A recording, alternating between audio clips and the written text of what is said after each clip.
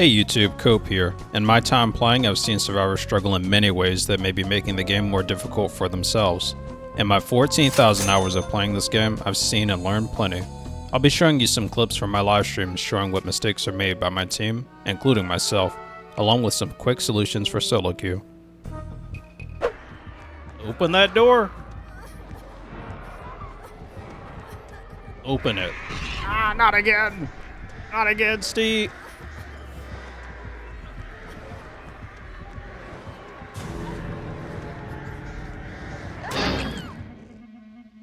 I will never understand how it makes sense to run away from the door that you could have opened to make someone else open the door. I think you open that one and send it, and then the Legion shouldn't be able to do anything at all. You just open the door. Meg knows. There's no reason to 99 that door. That was never going to be a good idea. Because if I run up to it first, then that's a conspicuous action for me.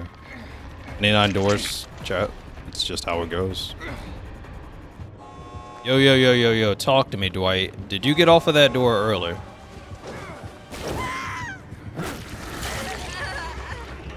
Oh my god.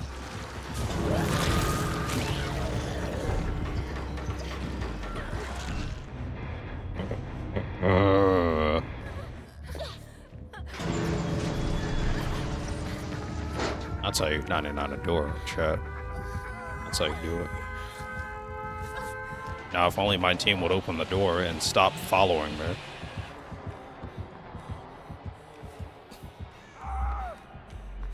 I wouldn't say that he's cooked.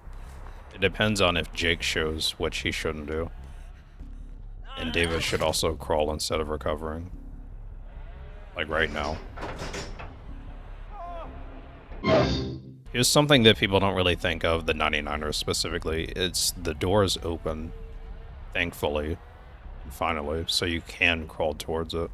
And he has to do something if you crawl towards the door.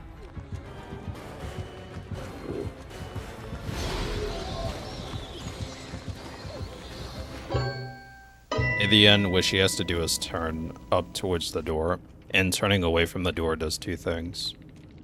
It makes it so that the timer is not in our favor, and the other part is that she's further from the exit gate.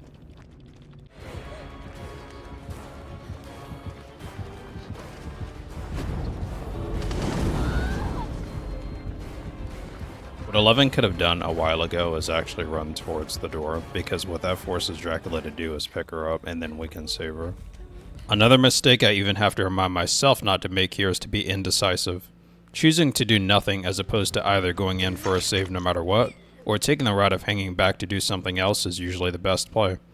I go to struggle phase due to my teammates' unwillingness to commit to anything in this clip provided.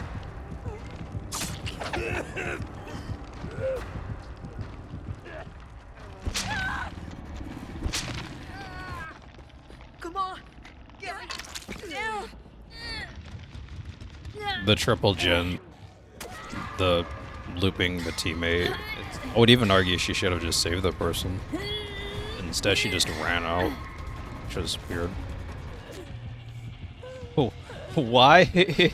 Why is everyone afraid though? It's not one person. I have 3 people afraid. It's so funny to look at. Sure. I can't believe all 3 of them actually hid like that. That was really weird to look at. Isn't that other person going to be down? You can see the invocation whenever you cancel it. Yeah, that was a really stupid idea. I'm just being honest, that was such a dumb idea.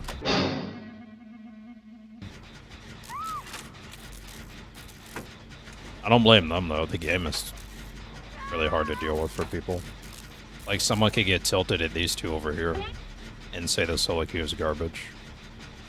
And I can understand where they're coming from. It might be better off going over here, doing something else. That's a basement hag, by the way. You know how that goes. Yeah, that's probably the game. Yeah, the game's over.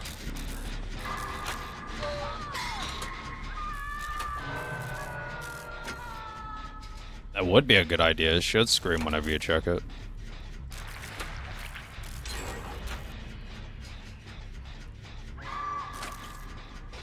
I wonder if that right there is going to lead to all of us dying. See what I mean? Enraged ghoul. He's just checking again. The fact that he walks back over there tells me everything I need to know. Actually, what I need to do is go for this save then.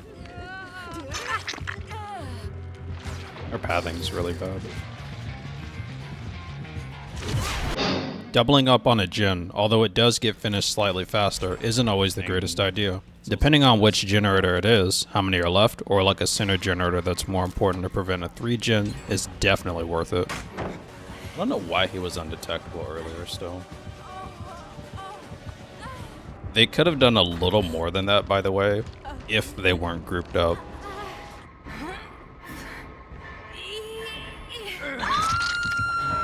Outside of that, it's best to assume most killers will have some form of regression, like being hit by a pain resonance or even a dead man switch, causing you to lose an important amount of progress. Conversely, splitting up on gens can be an easier way to pressure multiple gens at once, and be less affected by regression. Hello, I'm the survivor being chased by the jailer still. If you could get a save, that would be lovely.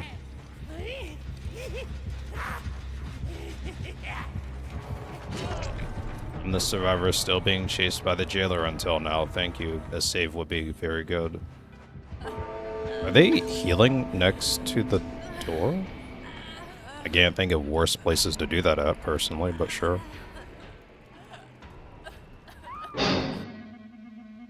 Resetting as a survivor, or healing the team, is one of the better ideas I typically advocate for. Depending on what the killer is doing, it's best to avoid an objective you know is likely to be patrolled, like healing next to an unfinished generator.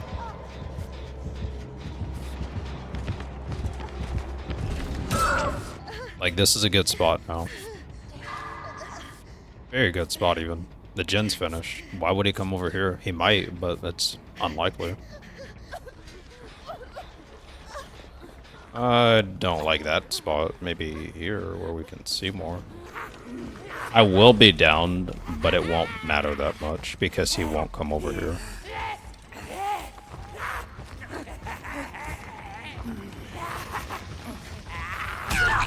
Arguably, that was actually better for me. I just told everybody where to reset.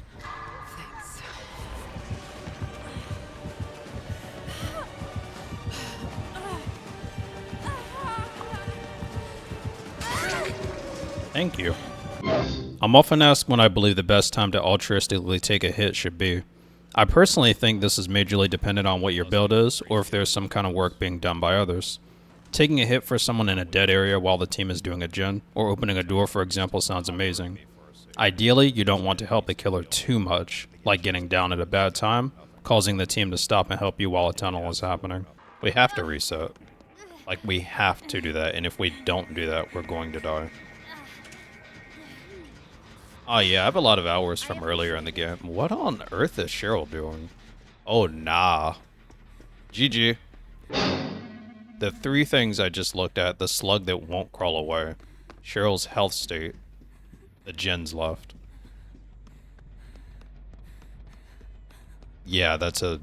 I don't know why she lost her mind just then. I wanted to quickly cover some common mistakes in this video, as I've played and continue to love playing solo queue survivor mixed in with some killer.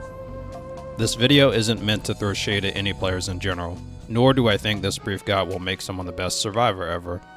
My goal is to potentially help anyone that struggles a bit with solo survivor in particular, based off of how well I can criticize myself.